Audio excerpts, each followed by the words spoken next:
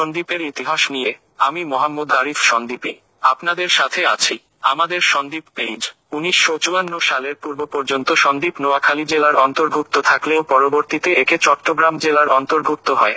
2. সন্দ্বীপে একটি পৌরসভা রয়েছে যা 1999 সালে প্রতিষ্ঠিত।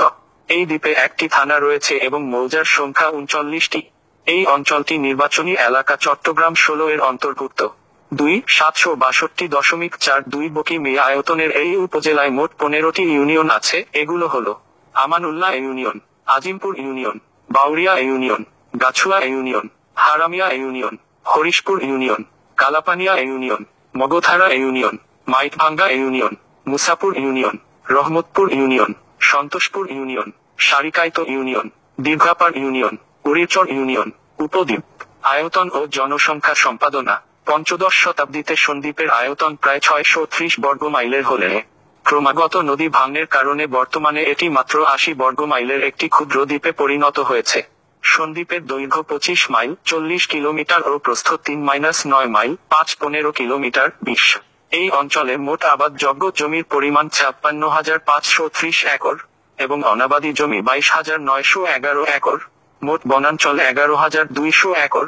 বিভিন্ন বেসরকারি অনুসন্ধানে প্রাপ্ত তথ্যানুযায়ী বর্তমানে এই দ্বীপের মোট জনসংখ্যা প্রায় 4 লাখ। 2021 সালের আদমশুমারি অনুযায়ী এই দ্বীপের জনসংখ্যা 3,34,420 জন। পুরুষ 1,67,180 জন ও মহিলা 1,67,240 জন। জনসংখ্যার ঘনত্ব প্রতি বর্গ-কিমিতে 439 জন।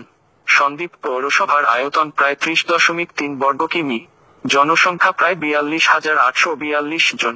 22 সন্দ্বীপ ও দেশের মূল ভূখণ্ডের মধ্যে যাতায়াতের একমাত্র মাধ্যম হলো নৌপথ। দ্বীপ থেকে মূল ভূখণ্ডে যাতায়াতের জন্য রয়েছে BIWTC এর 2টি স্টিমার ঘাট এবং 5টি জেলা পরিষদ ফেরিঘাট। ধন্যবাদ আমাদের সন্দ্বীপ পেজ সাথে থাকার জন্য। সন্দ্বীপের